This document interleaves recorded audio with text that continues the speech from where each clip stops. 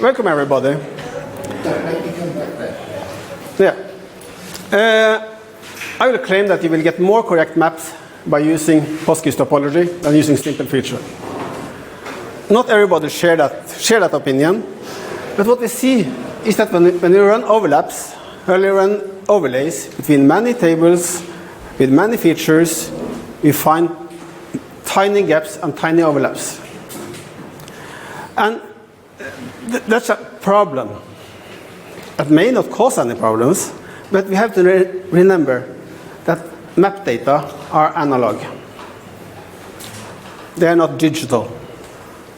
If I'm here or here, that's you have to do some kind of approximation or some rounding to find out where you are or what you choose for the real point. So, oh, this is not working now. Of course.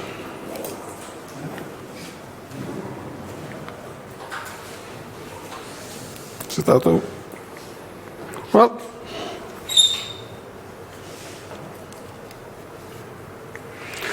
if I click down,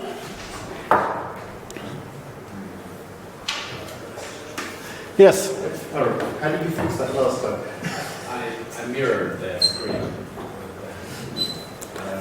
Oh, this is maybe out of power, I don't know. But anyway, one of the things we complained about when using simple feature was that we got topology exceptions. So we complained to the Postgis guys, you have to fix those topology exceptions. We can't use the system. So we made test cases and I fixed it and I fixed it and fixed it. And is that a good idea? I don't know if that's a good idea, because you basically cover up bad data in your database. And they will stay there until someday you actually see the problem. Here's a side step. No, sorry.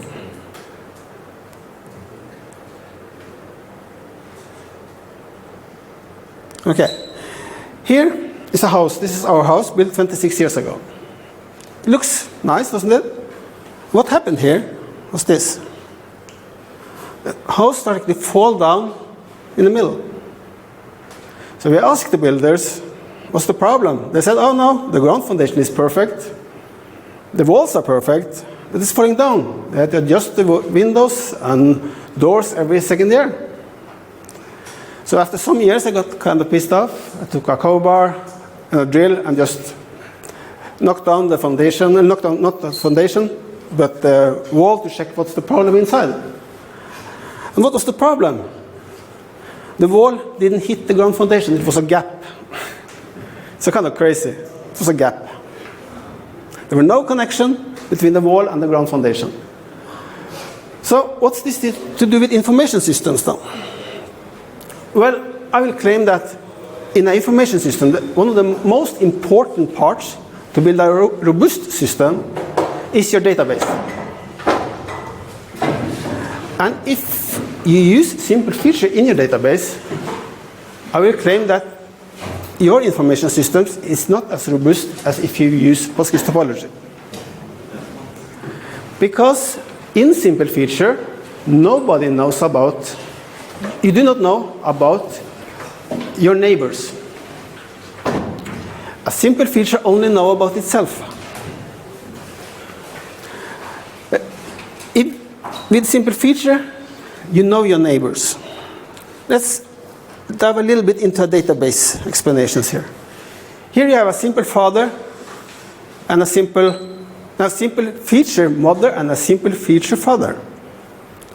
It's a very nice structure, because then when I got my daughter, I could update my record without involving the mother. So easy to update. I have 100% control of my data. But what happens then? I spell it this way and my wife spell it that way. And the government like to keep control of how many childs there are. And there we have different spelling, almost the same, just as you talk about borders. Two borders, almost identical. Same problem here. Instead, if you have a tuple mother, tuple father, and tuple child, you have this system. This is a much better way to do it, because here you have one instance of the name. You cannot get in a situation where a name is spelled differently and then two children suddenly occur.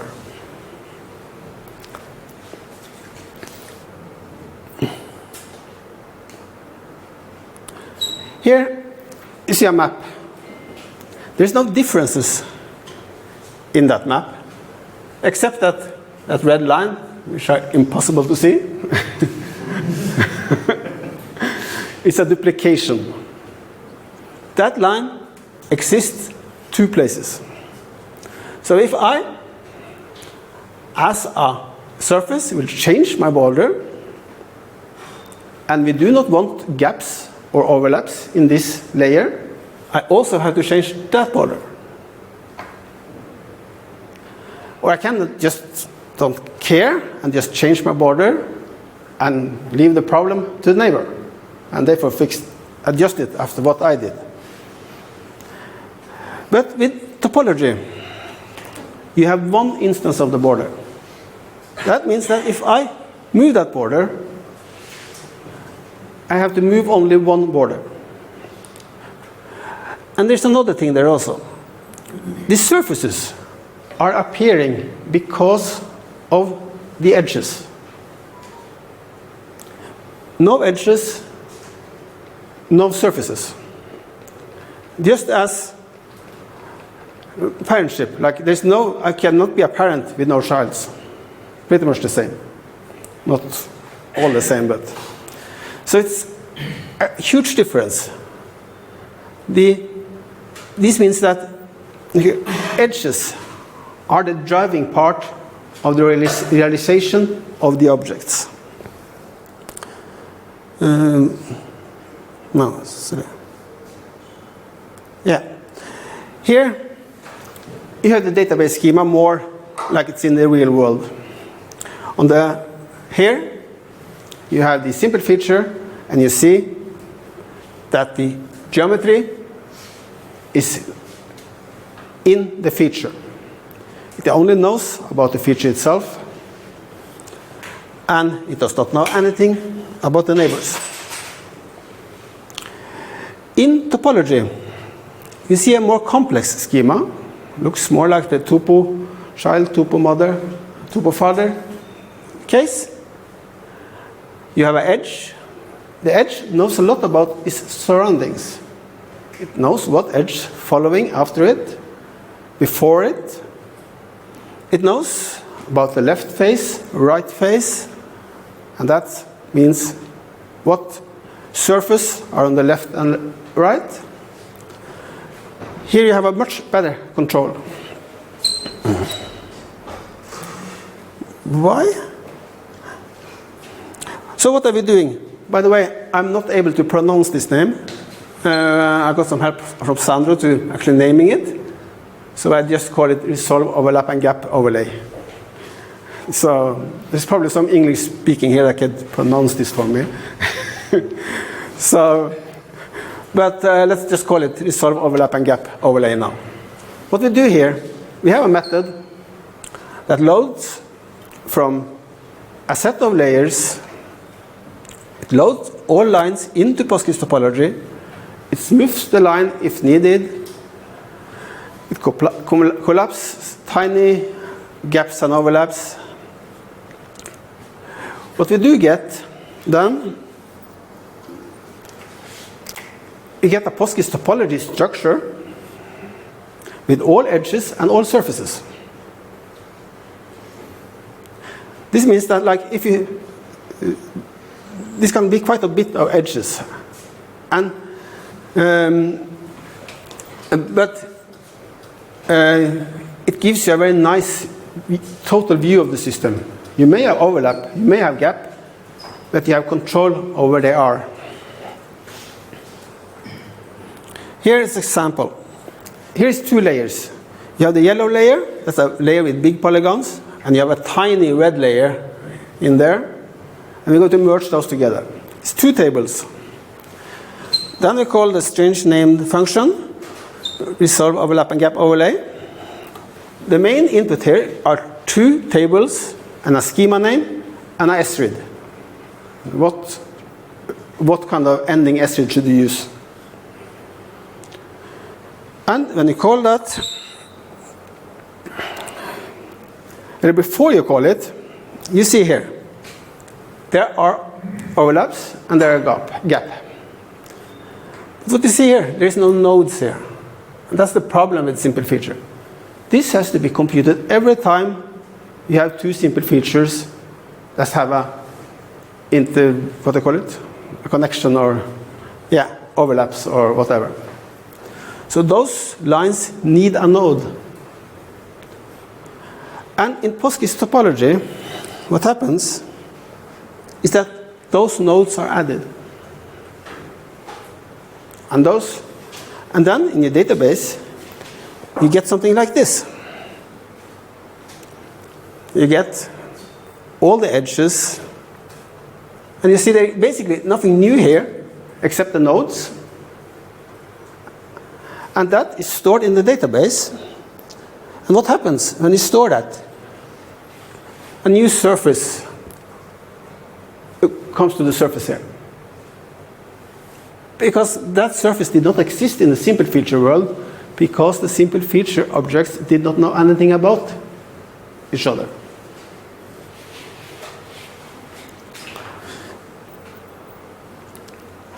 So, about that red edge there, the left face are different from right face. What does that mean? That means that there are surfaces on both, different surfaces on both sides of that edge. If you look at this case, this is a test case I was working on a couple of weeks ago. It's not the best picture, sorry for that. But what you see here is that there should be a red edge there. It was missing. And we couldn't find traces of it. We pushed everything into Postgis topology. We got no exceptions. It was gone. And we started to check it out. That simple feature has about 20,000 points. It's a quite big outer edge though. But people seem to like all kind of strange polygons with 100,000 points. I don't know why. But that's the real world. What we did see, and check this further on, was that here we started to check. Okay, here left face are equal to right face. What happened was that from here and on, that edge was gone. So to fix that, we had to find out where the problem was. You can guess where the problem was. It was a simple feature, of course. It was a line merge. So basically what we have been doing is that it's a kind of heavy work to push all the lines into Postgis topology. So we have tried to take the load off Postgis topology by using some simple feature functions. So we send it the line merge to do what we call heavy work. So it gets a nice thing back, but that was thrown away. It happened every time. Of course, I should have made a test case for the simple feature guys, but they don't like test cases with polygons of 20,000 points, and I do understand that. Makes sense. So, by removing line merge and put all the work into Postgis topology, it worked. Here's another case. We had an edge totally disappearing, and here I also used a simple feature function called snap to grid. And that also removed an edge. So we had to stop using snap to grid.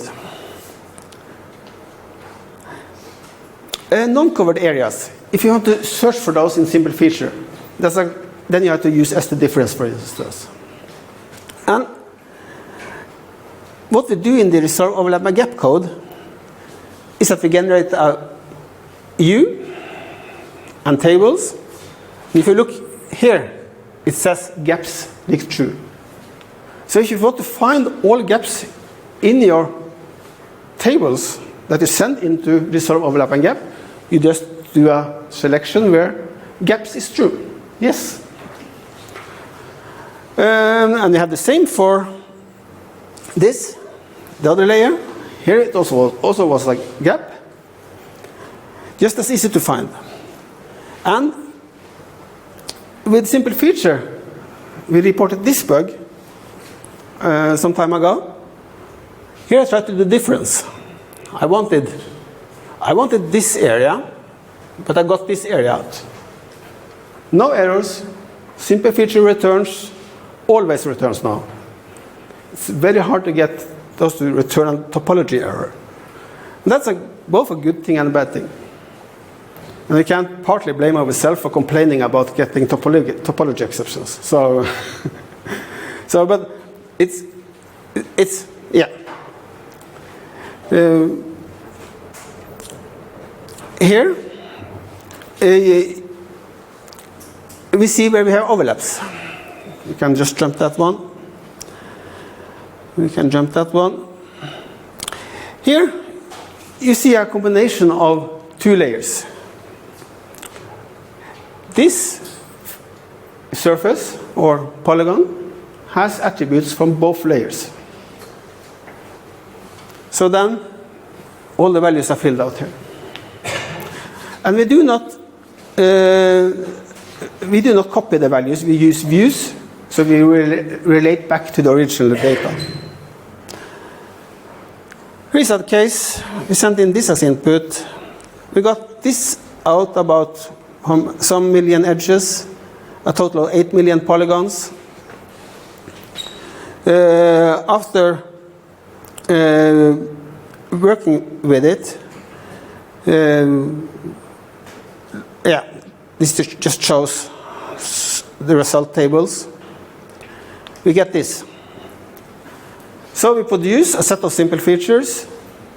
The domain people know what they want, so they do a group by, and we find and fill in all the gaps with some sensible values. And we reduce the number of polygons from 8 million to about 716. Okay, why not let a client update simple feature databases? It's too much control to the client. The client needs to know everything about every feature. Both also, not only for the spatial part, but also for attributes. And you can do the update in many different ways. So you also need advanced spatial tools on the client. And if you use Postgis simple feature, that cover up all your bad data. And if you send those bad data to the client may not be that robust. So with the Postgis topology, it's much easier, because what you do is that you can set up a simple system. We have done that together with Sandro Santelli. You auto-generate something based on a config file. You get a database, you get a Postgres API, and you get a client that Mattia is here been working on. So then you can do like this. You can draw a polygon, you can draw a line, and you can split it. Or you can remove a line. Everything, this is used in Norway by almost all communities. It's based on Postgis topology when updating farmland. So we are actually, the commercial products, they have commercial products, they are switching to this because this is much easier to use. Okay, there are some README files on the first two there, so you can actually test it yourself. You can run, yeah, you can test Postgis topology, and you can test the client, and it should be quite easy to test. I will not say that Postgis topology is out of errors. It has errors, yes. And the speed we have to do something with. So we need more work on it. But we at least need to open our eyes regarding to the simple feature problems. And not, yeah, I don't know how it's popular it is to say this, but I think we need to talk more about that. So, yeah.